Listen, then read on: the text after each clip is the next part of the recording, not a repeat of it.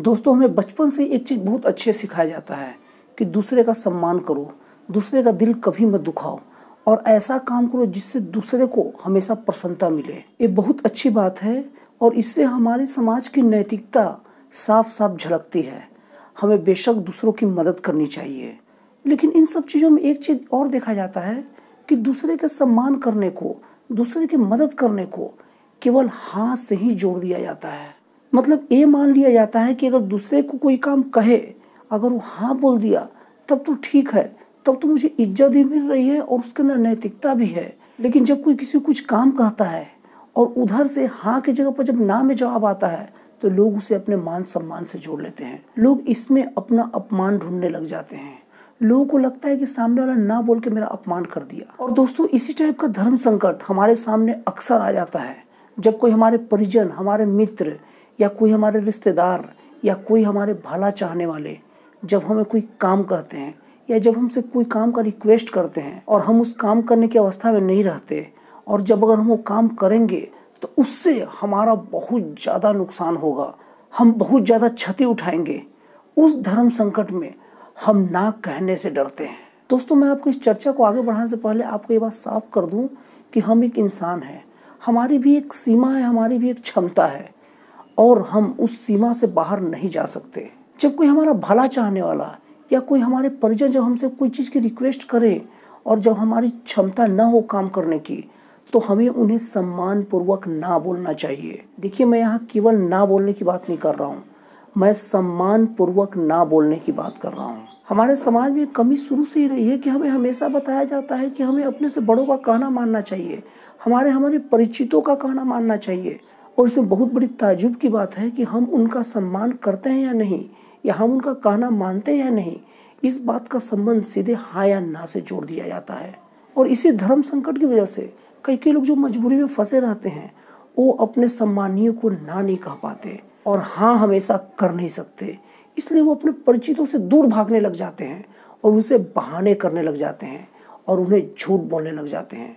और इससे झूठ बोलने की एक नई परंपरा की जन्म होती है, इससे बहाने बनाने की एक नई परंपरा का प्रारंभ होता है। दोस्तों, हमें बात नहीं भूलनी चाहिए कि हमारी भी एक सीमा है, हमारी भी एक लिमिट है और हम हर वक्त किसी के लिए अवेलेबल नहीं रह सकते। हमें हाँ कहने के साथ साथ ना कहना भी सीखना होगा। और ना कहने से केवल हम ही परेशानी से नहीं बचते, ना कहने से परेशानी से वो भी बच जाते हैं हम जिन्हें ना कहते हैं। क्योंकि टूटे हुए मन से जब उनके काम के जिम्मे को अपने सर पर ले लेते हैं, अपने कंधे पर उठा लेते हैं, तो हम ठीक से काम नहीं कर पाते और हम वो काम को खराब भी कर सकते हैं। हो सकता है कि जब हमें कोई काम सौंपा जाए और हम उसे ठीक से करने के लायक ना हो, और जब हम उससे ना कह दें तो वो काम को किसी और को सौंप दे और वो उस काम में अभ्यस्त हो और उस काम को बढ़िया से कर दे। इस तरह से ना भी हमारे जिंदगी का उतना ही बड़ा हिस्सा होना चाहिए जो हाँ के हिस्सा है। और इस ना बोलने के कारण हमें बड़े बड़े नुकसान होते हैं और हम एक अजीब टाइप का अवांछित मानसिक बोझ के तले दबे रहते हैं। जैसे एग्जाम्पल के तौर पर, अगर हमसे कोई गाड़ी मंगा और हमें डर है कि मेरी गाड़ी को नुकसान पहुंचा सकता है, तो हमें स्पष्ट ना बोलने की आदत डालनी चाहिए। और हमसे कोई बड़ी रकम की उधारी मांग रहा है और हमें लगता है कि वो नहीं लौटा पाएगा या मेरे पैसे फंस जाएंगे, तो हमें ना बोलने की आदत डालनी चाहिए। अब ना बोलने का मतलब ये नहीं है कि हमेशा ना ही बोले, हमें व्यक्ति के अनुसार हाँ या ना बोलना चाहिए। मैं ये नहीं कह रहा हूँ कि हमें अपने दोस्तों की मदद नहीं करनी चाहिए, हमें उन्हें उधारी नहीं देना चाहिए, क्योंकि उधारी की जरूरत तो हमें भी पड़ेगी। लेकिन हाँ, हमें सामने वाले की नीयत को देखकर हाँ या ना बोलना चाहिए। कई बार कोई दोस्त आते हैं और हमें अपने काम से सीधे टांग के लेके चल जाते हैं और वहाँ हम ना बोलने के कारण अपना पूरा दिन बर्बाद कर लेते हैं।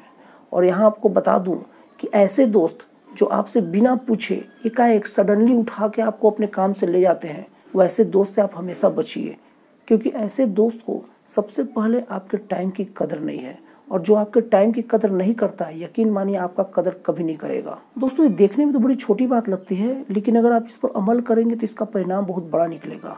अब सोचिए, अगर आप छोटी छोटी बातों में लोगों को ना नहीं कह पाते और हाँ कह देते हैं, और हाँ कहे मतलब उसके साथ आप लग गए, उसके साथ अपने समय को इन्वेस्ट करने लग गए, और कब ये समय इन्वेस्ट होते होते वेस्ट होने लग जाता है पता ही नहीं चलता। यही नहीं, जब आप काम को बेमन से करेंगे तो आपका मूड भी खराब हो जाएगा, और ख़राब मूड पूरे दिन को ख़राब कर देता है।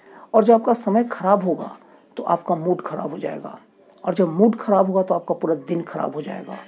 और आपने कोई गलती नहीं की है, आपने बस सिर्फ एक ही गलती की है कि आपने ना नहीं बोला। दोस्तों, ये बात मैं फिर से दोहरा देना चाहता हूँ कि किसी के साथ अच्छे रिलेशन बनाए रखने में ना बोलना उतना ही जरूरी होता है जितना जरूरी हाँ बोलना होता है। और अगर आपको इस बात पर शक है तो आप ऐसे अपने दोस्तों को ढूंढिए जो हमेशा हाँ बोलता है, और एक ऐसा दोस्त को ढूंढिए जो हमेशा ना बोलता है, और एक ऐसे दोस्त को ढूंढिए जो हाँ और सिचुएशन के अनुसार ना बोलता है। तीनों दोस्तों में देखिए किसको सबसे ज़्यादा वैल्यू और इज्जत मिलती है। आपका सारा का सारा शक दूर हो जाएगा। दोस्तों, आपको मेरा वीडियो कैसा लगा जरूर लिखिएगा, और आपको ये मेरा वीडियो पसंद आया हो तो प्लीज़ इस चैनल को सब्सक्राइब कर दीजिए, ताकि इस टाइप का मैं जब भी कोई नया वीडियो डालूँ इसका पहला नोटिफिकेशन आप तक पहुँचे। तो फिर मिलते हैं अगले वीडियो में एक नए जन कल्याणकारी विचारों के साथ।